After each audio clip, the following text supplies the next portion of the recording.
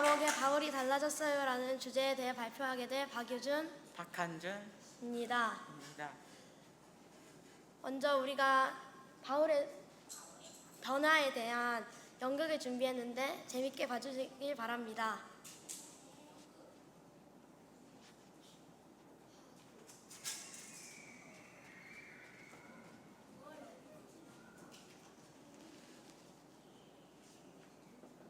교회 가야지. 넌 바울? 빵빵.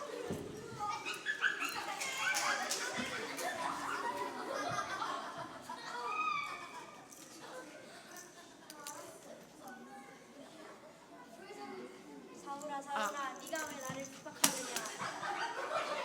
주님 누구십니까? 나는 네가 핍박하는 예수다. 일어나서 네가 해야 할 일을 알려줄 사람에게 가라.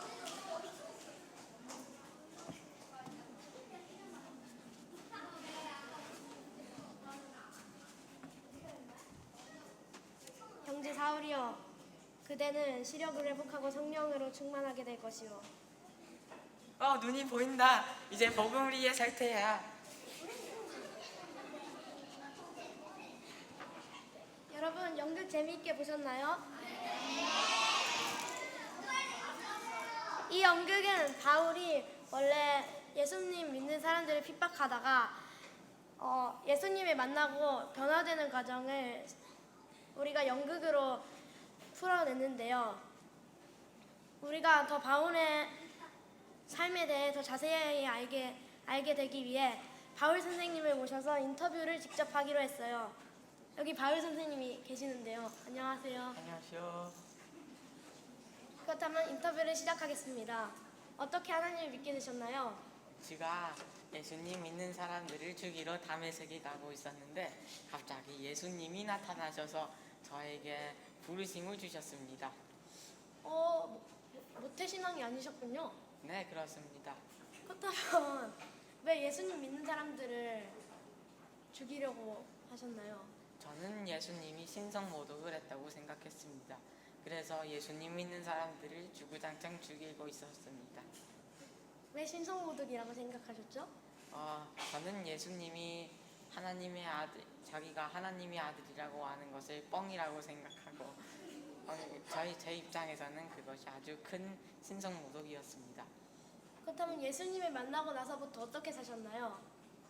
예수님을 만나고 나서부터 저는 지옥에 갈 생명이었는데 예수님이 직접 구원해 주셨으니까 저도 목숨을 바쳐 예수님을 전해야겠다고 생각했었습니다. 그렇군요. 근데 예수님을 열심히 전하다가 순교를 하신 걸로 알고 있는데 그거에 대해 조금 더 자세히 알려주실 수 있겠어요? 제가 로마에서 사형 선고를 받게 되어서 순교를 하게 되었는데 순교를 했는데 그게 저에게는 목숨이 아주 소중할 수도 있었지만 저는 목숨보다 복음이 더 소중했기 때문에 그런 일을 할 수 있었던 것 같습니다. 네, 그렇군요. 여러분들도 바울 선생님처럼 복음을 전하는데 목숨을 바칠 수 있으면 좋겠습니다. 여러분, 인터뷰와 연극 집중을 해서 보셨다면 지금부터 내는 퀴즈를 잘 맞추실 수 있을 건데 퀴즈가 3개 있는데 첫 번째 퀴즈는 1단계라서 1, 2학년 친구들이 맞춰주시면 좋겠습니다. 첫 번째 퀴즈 나갑니다. 바울이 예수님을 만나고 눈이 안 보여졌을 때 눈을 보이게 하고 바울을 전도한 사람이 누굴까요? 네, 김서진 학생.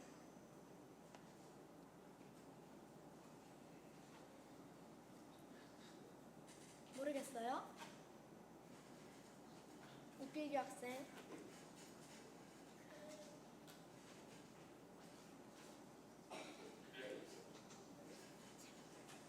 그렇다면 여러분 정답 네, 최시호 학생.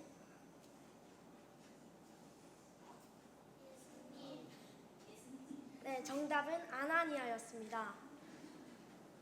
너무 어려우셨으면 다음번에는 1, 2, 3, 4학년들이 모두 맞출 수 있는 문제를 내보겠습니다. 이번엔 3, 4학년 학생들도 맞춰도 됩니다. 바울이 예수님 믿는 사람들을 죽이려고 가던 곳은 어딘가요? 다시 하나 둘 셋 하면 손을 들겠습니다. 하나 둘 셋. 조아인 학생이 빨랐던 것 같습니다. 맞습니다.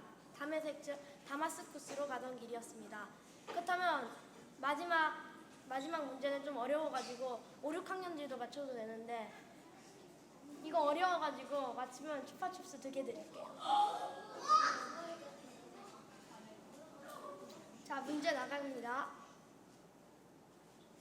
바울이 예수님 믿는 예수님을 신성모독이라고 생각했는데 왜 신성모독이라고 생각했을까요? 다시 하나 둘 셋 하면 말해주세요. 하나 둘 셋. 한 번만 더 해주세요. 하나 둘 셋. 김강우 학생. 왜냐면 자기가 하나님의 아들이라고 하는 거를 신성모독이라고 맞다고 해드릴게요. 거의 맞습니다. 혹시 조금 더 정확하게 말할 수 있는 사람? 조이한 학생. 예수님이 하나님의 아들이라는 걸 뻥이라 생각. 그러면 네, 맞습니다. 예수님이 하나님의 아들이라고 한 거를 뻥이라고 생각해서 하나님의 아들이라고 한 것이 거짓말이면 하나님을 모욕한 거잖아요. 그래서 신성모독이라고 생각했고 예수님 믿는 사람들을 핍박했습니다. 여기까지 바울이 달라졌어요라는 주제에 발표하게 된 박유준 박한준. 이었습니다. 감사합니다.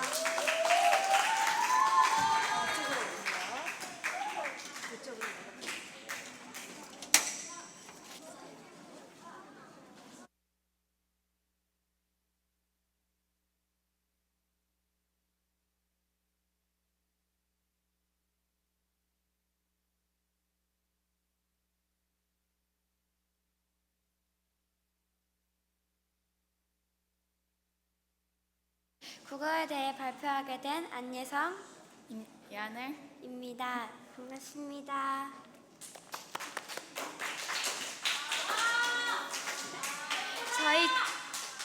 저희 주제는 속담을 활용해 보아요입니다. 그럼 발표 시작하겠습니다. 여러분 속담을 아시나요? 첫 번째로 일상생활에서 속담을 사용하는 경우에 대해 알려드리도록 하겠습니다.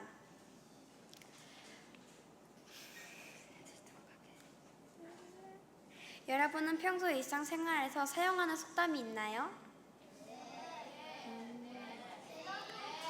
오늘 몇 가지 예로 일상생활에서 사용하는 속담의 경우를 알아보겠습니다.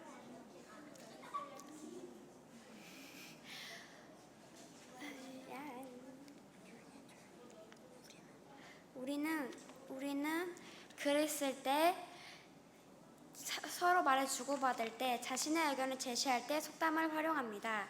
속담을 활용하면 듣는 사람이 흥미를 느낄 수 있고 조상의 지혜와 슬기를 알 수 있으며 자신의 의견을 쉽고 효과적으로 전달할 수 있습니다. 그래서 오늘 몇 가지의 속담을 소개해 드리려고 합니다. 여러분도 한 번쯤은 들어본 속담인데요. 이 속담은 호랑이가 제 말하면 온다입니다.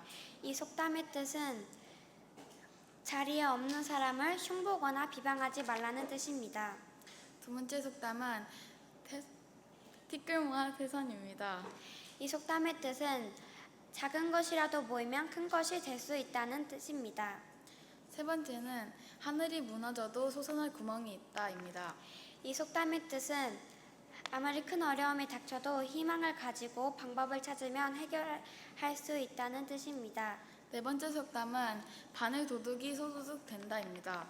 이 속담의 뜻은 사소한 죄더라도 반복해서 저지르면 습관이 되어 더 큰 죄를 저지를 수 있다는 뜻입니다. 다음으로 속담의 유래 이야기를 들려드리도록 하겠습니다. 먼저 티끌모아 태산에 대한 유래 이야기입니다. 이 속담의 시대에 유명한 학자이자 정승이었던 이항복의 이야기가 담겨 있습니다. 이항복이 어렸을 때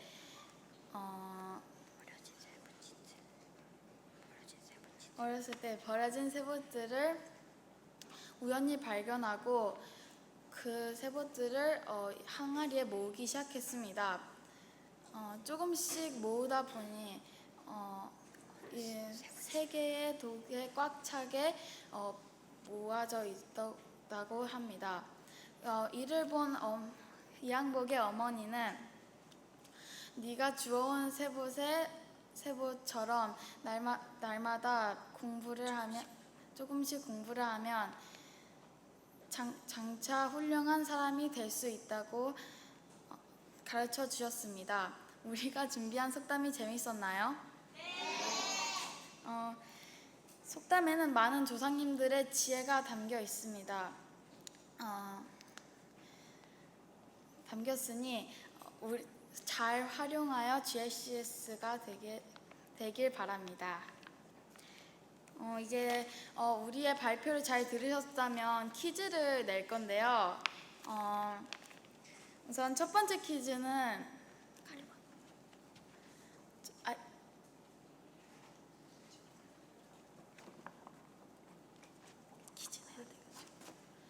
첫 번째 퀴즈는 우리가 아까 말씀드렸던 속담 4가지 다 말할 수 있는 분 손. 손 내리고 손 다시. 하나 둘 셋. 노엘이가 제일 빨랐던 것 같아요.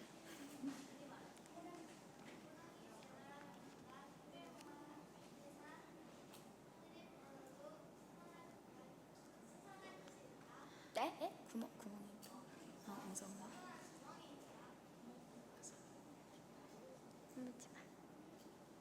아 땡땡. 다른 분? 다음 도준이.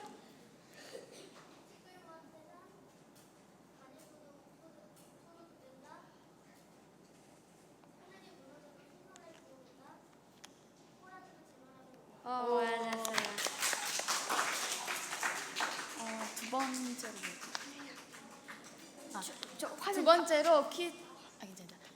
두 번째로 유래 이야기 아까 설명드렸잖아요. 그거 다 약간 짧게 설명할 수 있는 분.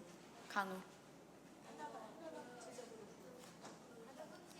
우연히 발견한 세부치를 항아리에 모아서 새 항아리가 있는데 어머니가 그 세부치를 모은 것처럼 농구를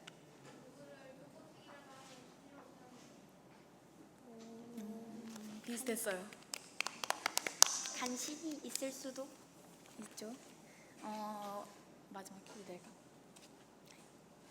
그러면 지금까지 우리의 저희 발표를 들어주셔서 감사합니다.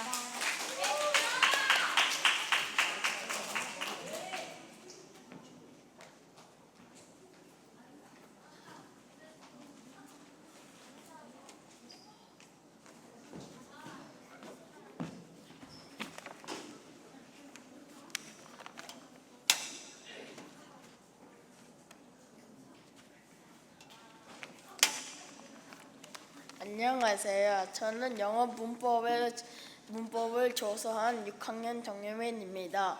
저의 주소는 관사란입니다. 그리고 퀴즈도 있으니까 집중해 주세요. 첫 번째, 관사란 무엇일까요? 관사는 명사 앞에 죄송합니다. 명사 앞에서 명사와 의미와 성질을 명확하게 해주는 역할을 합니다. 두 번째, 관사의 종류, 관사의 사용을 알려드리겠습니다. 관사의 종류는 2가지라고 할 수 있습니다. 첫 번째로는 부정관사 A와 그리고 모음 A, on 아시죠 여러분? 그리고 정관사로 더가 있습니다. 그리고 관사의 사용법을 알려드리겠습니다. 첫 번째, 부정관사 A는 막연한 하나에 무엇마다 무엇이라는 것이 있습니다. 먼저 부정관사 A의 예시 문장을 2개 정도 알려드리겠습니다. 첫 번째는 I will buy a new cell phone입니다. 여기서 어느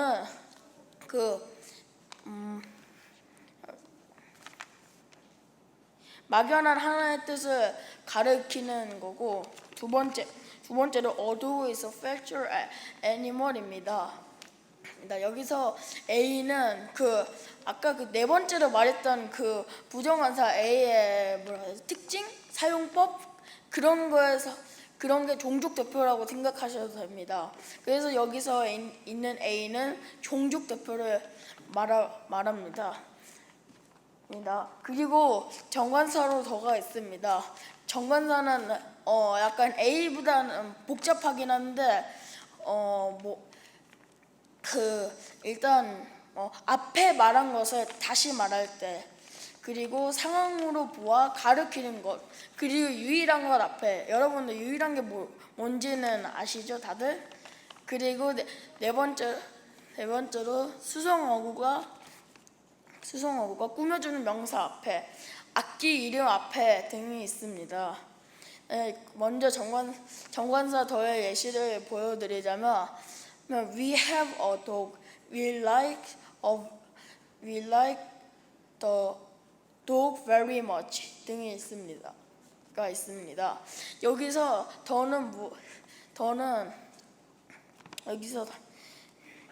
더는 앞에서 이미 더구가 나왔기 때문에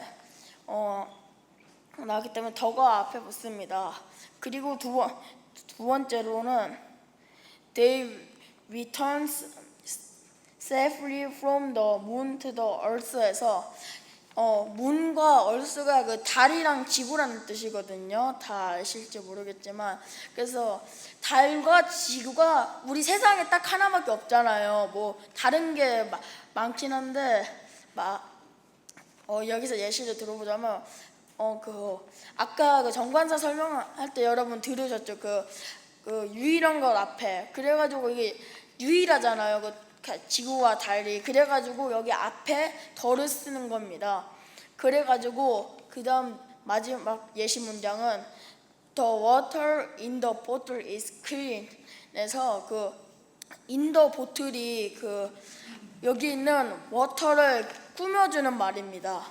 근데 그렇게까지면 여기 좀 이제 약간 좀 헷갈리지 않잖아요. 그래가지고 누가 영어를 만들었는지 몰라가지고 관사를 쓰지 않는 경우를 누가 만들었습니다. 첫 번째로는 식사 이름 앞에입니다. 예를 들어 브렉퍼스트, 런치, 디너 같은, 이게 식사 이름이잖아요. 아침, 점심, 저녁이잖아요. 그래가지고 그거는 이제 식사 이름이기 때문에 이제 관사를 쓰지 않고, 두 번째는 운동 이름 앞에입니다. 플레이 사커, 플레이 베이스볼, 플레이 테니스는 여러분이 다 아시죠? 유명한 그건데, 그래가지고 그런 운동 이름 앞에도 관사를 쓰지 않습니다. 세 번째는 바이 플러스 교통수단입니다. 여러분이 학교 올 때 뭐 타고 오셨죠?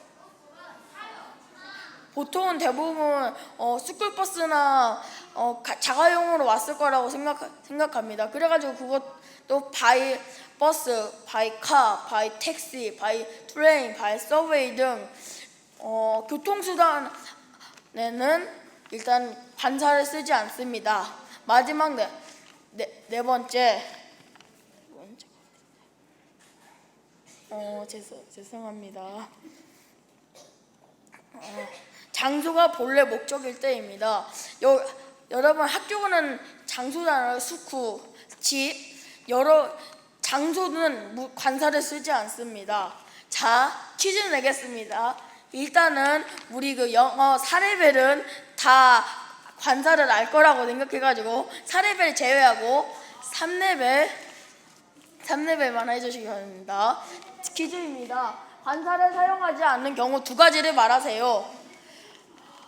강우 땡! 하나는 맞았어. 아이니. 또 하나 더. 또 하나. 운동? 이거 맞았다고 해야 될지. 일단은 킵. 자, 다른 하나.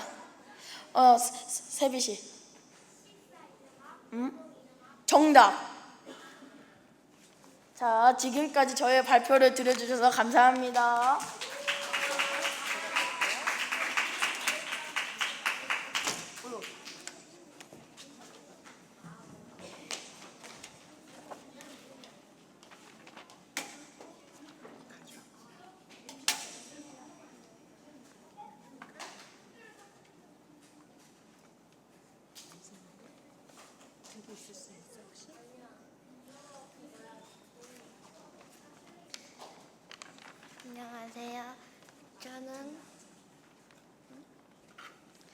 안녕하세요. 저는 수학에 대해 발표하는 6학년 한하선입니다.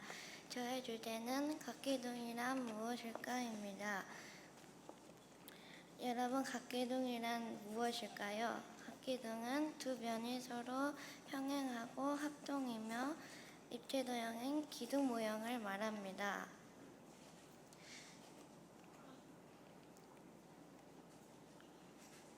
따라서 두 면이 서로 평행하지 않거나 합동이지 않거나 입체도형이 아니라면 각기둥이 될 수 없습니다.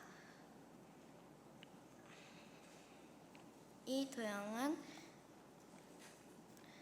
서로 평행하지 않기 때문에 각기둥이 될 수 없습니다. 이 도형은 서로 평행한 두 면이 합동이 아니므로 각기둥이 될 수 없습니다. 이 도형은 서로 평행한 두 변이 다각형이 아니므로 각기둥이 될 수 없습니다.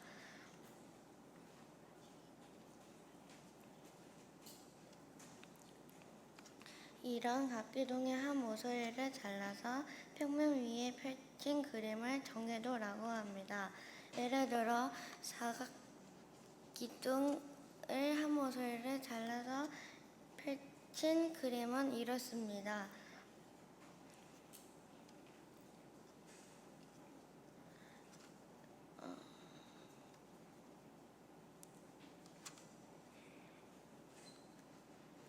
사각기둥을 예를 들어 각기둥에 대해 더 설명하도록 하겠습니다. 면과 면이 만나는 선분을 모서리라고 합니다. 모서리와 모서리가 만나는 점은 꼭지점입니다. 또한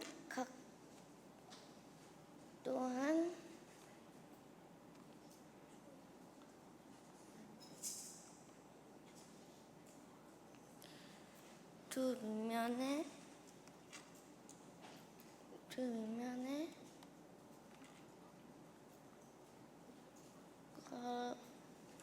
거리에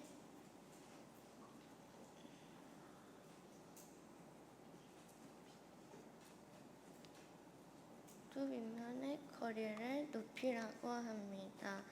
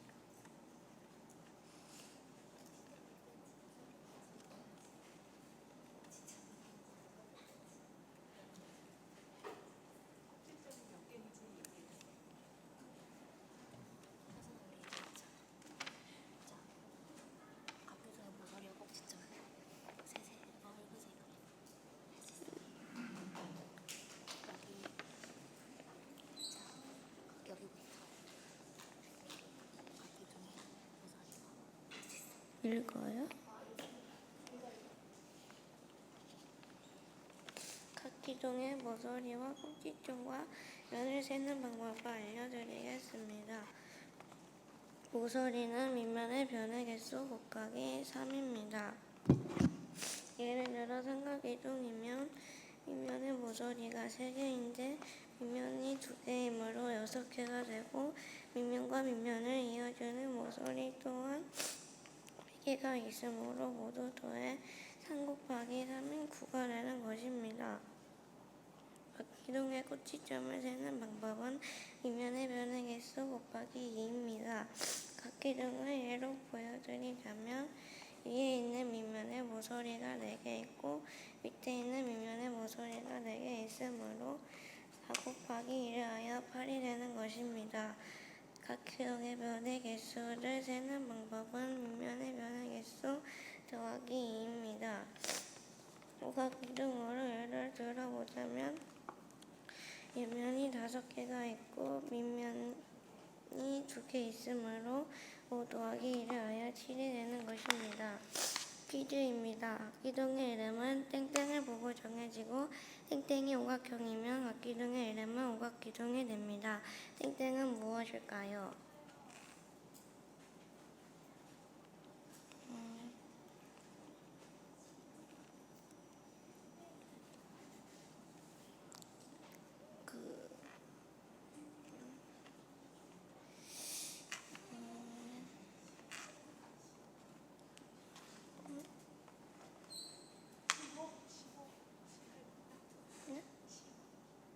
시후? 어?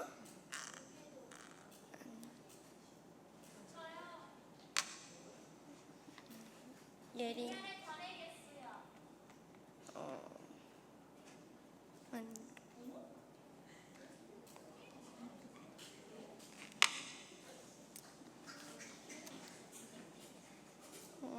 유민이.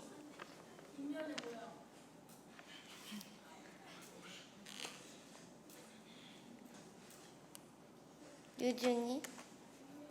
맞죠. 지금까지 들어주셔서 감사합니다.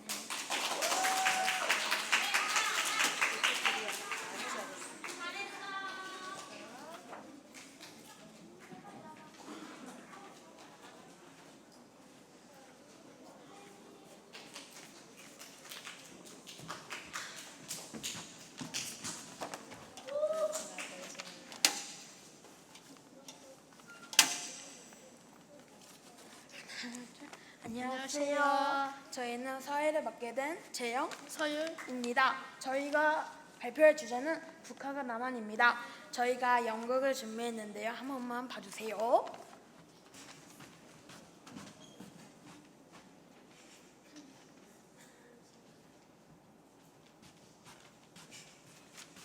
너희 나를 찾아러 왔던 게 과연 그럴까? 야, 야. 액션! 대한민국! 대한민국!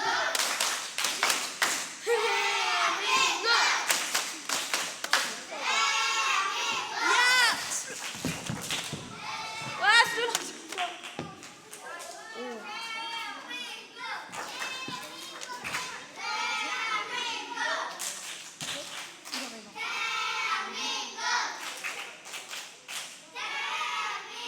여기까지입니다.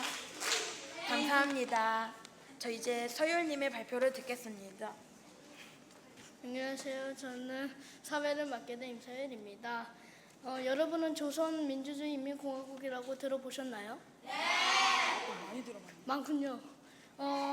이 긴 이름보다는 북한이라는 짧은 말이 더욱더 익숙할 것입니다. 북한과 남한은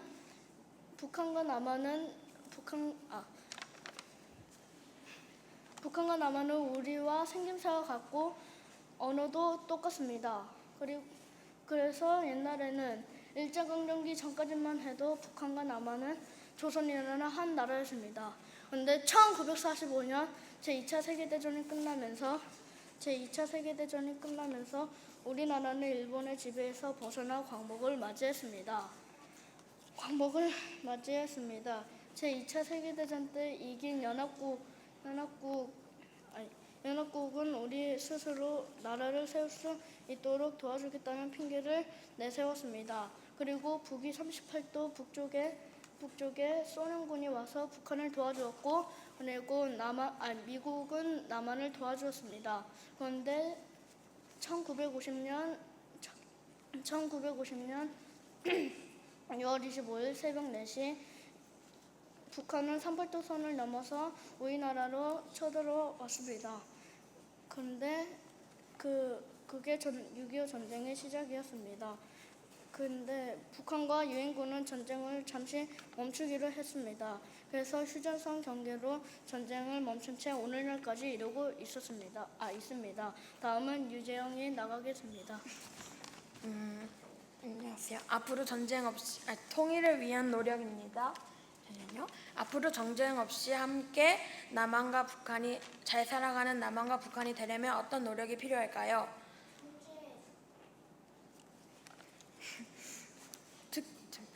남한과 북한은 6.25 전쟁 이후 서로 만나지 않았습니다. 특히 정치적으로 많이 다르기 때문에 가깝게 지낼 수 없었습니다. 하지만 남한과 북한은 화해하고 나아가 통일을 이룰 수 있도록 여러 가지 노력을 노력하고 있습니다. 남북으로 헤어져 살던 가족들을 만날 수 있는 이산가족 행사를 꾸준히 열심히 하고 있습니다. 남한과 북한이 한 팀이 되어 세계 스포츠 경기에 참가하기도 했습니다. 그리고 스포츠를 통해 남한과 북한의 마음을 하나로 모으고 있습니다. 또한 남한의 기술력과 북한의 지하 자원을 합치면 막강한 경제력을 가질 수 있습니다. 요즘 북한의 농산물이 우리나라로 많이 수입되고 있습니다. 이러한 끊임없는 노력으로 2007년 10월에는 휴전선이 생긴 지 54년 만에 처음으로 대한민국의 현직 대통령이었던 노무현 전 대통령이 걸어서 휴전선을 넘어 북한의 김정은 국방위원장을 만나러 갔습니다. 비록 오랜 시간이 걸리고 많은 어려움이 있었지만 남한과 북한은 평화롭게 살려고 노력했습니다. 퀴즈 내도록 하겠습니다. 자, 퀴즈를 내도록 하겠습니다. 자, 제2차 세계대전은 몇 년도에 끝났을까요? 자, 팔 다시 내려주시고 하나, 둘, 셋! 세비씨 땡! 너무 좋아! 자, 하나, 둘에 반에 반, 하나, 둘, 셋! 셋! 정리민 정답. 좀 똑똑했네. 똑똑하네. 휴전선이 생긴 지 잠깐만 물어보게 되지. 휴전선을 넘긴 대통령은 누구게? 잘 들었으면 맞힐 것 같은데. 자, 손 내려봐. 손 내려봐. 하나, 둘, 셋. 유준이.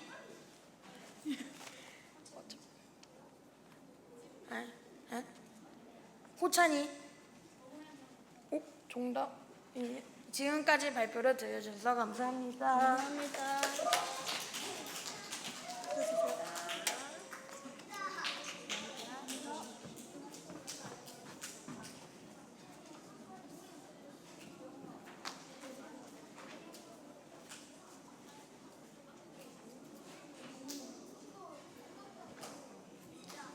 네, 6학년 발표는 지금까지 할 거고 점심 먹은 다음에 1시부터 다시 시작할게요. 지금 교실로 자기년 나와주세요. 6학년 나오세요.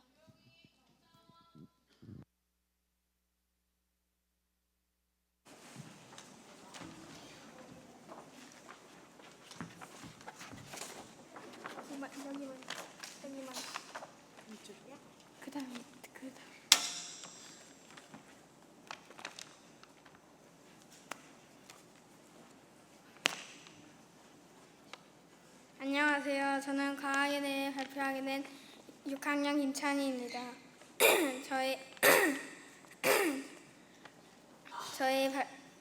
저희 주제는 이산화탄소입니다. 이산화탄소는 탄소 원자 하나에 산소 원자 둘을 결합한 화학물입니다. 화학식은 COT입니다. 이산화탄소는 지구 대기에 미량으로 존재하지만 현재 농도는 0.04% 정도 됩니다.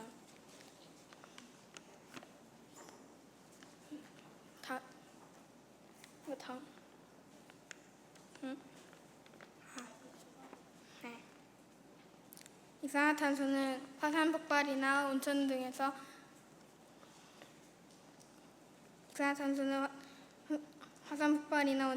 자연적으로 생성되지만 호기성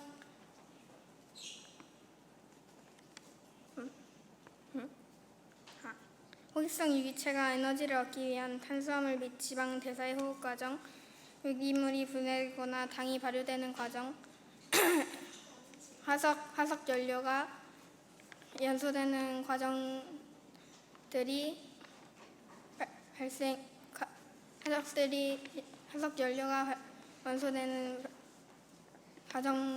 발생될 수 있습니다.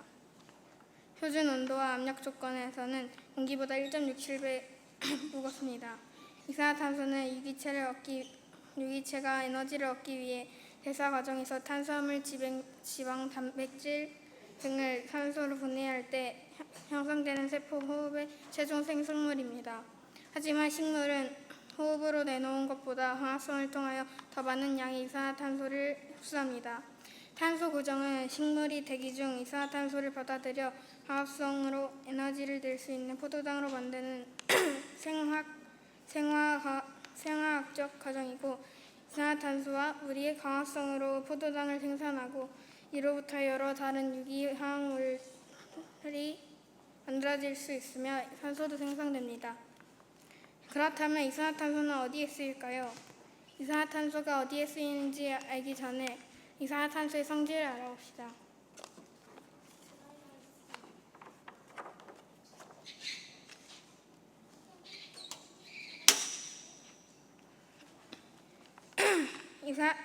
이산화탄소의 성질은 크게 세 가지가 있는데, 첫 번째는 무색무취입니다.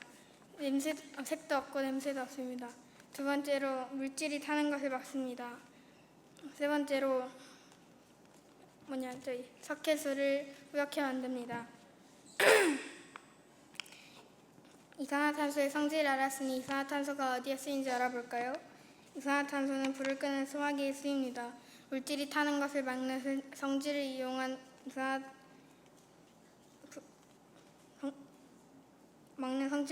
불을 끄는 소화기 이산화탄소를 쓰입니다. 또 식물이 양분을 만들 때 이산화탄소가 필요합니다. 이제 퀴즈를 내겠습니다.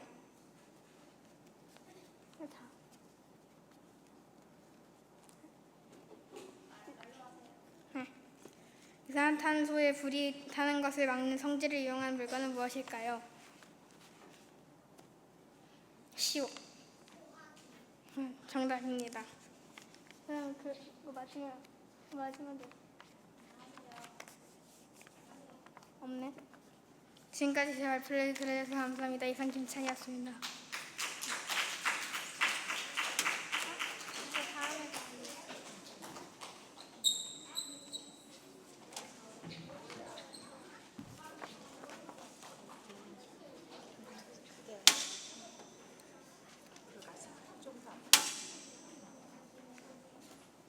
안녕하세요. 저는 FOC에 대해 발표하게 된 6학년 이하원입니다. 저의 주제는 FOC란 무엇일까입니다. FOC가 무엇인지 아시나요? FOC는 Focus on the Calling의 줄임말로 하나님이 부르신 일에 집중한다는 뜻이에요. FOC 수업의 정체 목표는 하나님이 창조하신 참된 나를 찾고 하나님이 주신 참된 꿈을 찾아 이웃과 공동체와 하나님의 목적을 섬기는 삶을 실현하는 것이에요. 저희가 영어, 수학 등을 더 배우지 않고 FOC를 하는 이유가 무엇일까요? 그것은 하나님께서 우리에게 주신 사명을 찾기 위해서예요. 여기서 사명이란 하나님께서 우리에게 맡겨주신 일, 직업 등을 말합니다. 그렇다면 우리는 어떻게 하나님께서 우리에게 주신 사명을 찾을 수 있을까요? 이번 학기에 저희는 이러한 사명을 모양새와 쓰임새를 통해 찾을 수 있다고 배웠습니다. 첫 번째, 모양새는 하나님의 각자의 역할에 맞게 우리 각자를 만드신 모양을 뜻합니다. 우리는 자신의 모양새를 탐색하고 자신의 모양새를 자랑스러운 마음과 감사하는 마음을 가져야 합니다. 두 번째, 쓰임새는 하나님의 목적의 역할에 맞게 우리 각자에게 주신 다양한 역할을 뜻합니다. 쓰임새는 구원, 발전, 회복의 카테고리로 분류되는데 구원의 예를 들면 목사님, 선교사님, 전도사님 등이 있고, 발전의 예를 들면 선생님, 변호사, 의사, 요리사 등이 있습니다. 그리고 또 회복을 예를 들면 사회복지사, 상담사, 환경미화원 등이 있습니다. 하나님께서 우리 각자를 만드신 모양새를 잘 탐색하고 그에 맞는 쓰임새로 쓰임받는 우리 GLCS 모두가 되길 기도합니다. 함께 기도하고 마무리하겠습니다. 하나님 아버지, 하나님께서 우리에게 주신 사명을 찾고 선한 목적을 위하여 쓰임받는 우리 GLCS가 되길 해주세요. 예수님의 이름으로 기도드렸습니다. 아멘. 지금까지 저의 발표를 들어주셔서 감사합니다.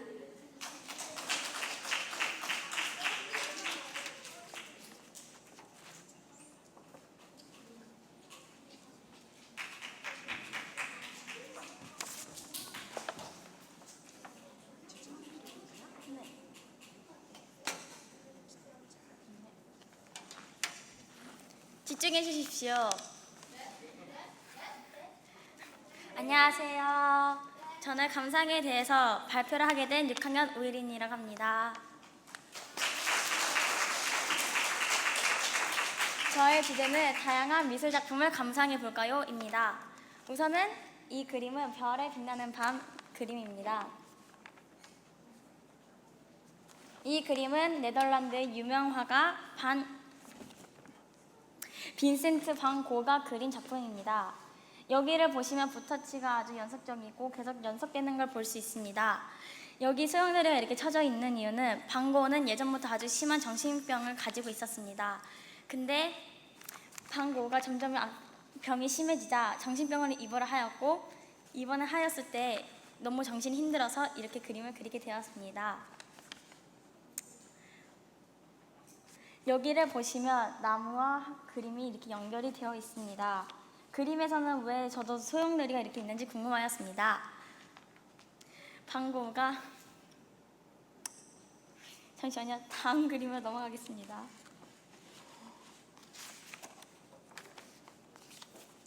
다음은 풀 세 잔의 사과의 그림입니다.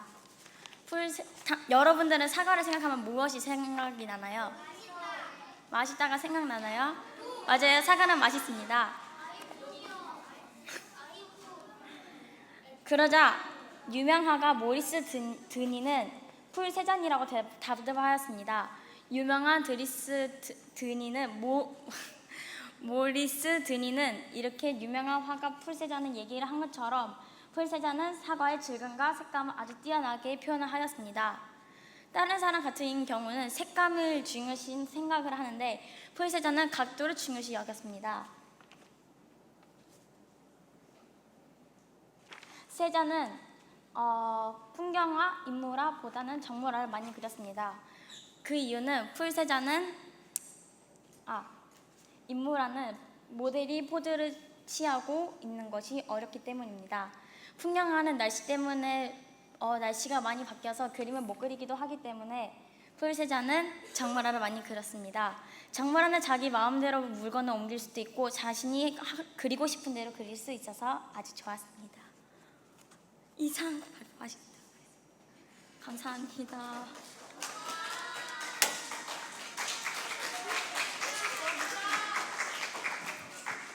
네, 6학년 발표는 마쳤고 지금 5분만 여기 안에서만 5분만 쉬고 다음으로 5학년 발표하겠습니다.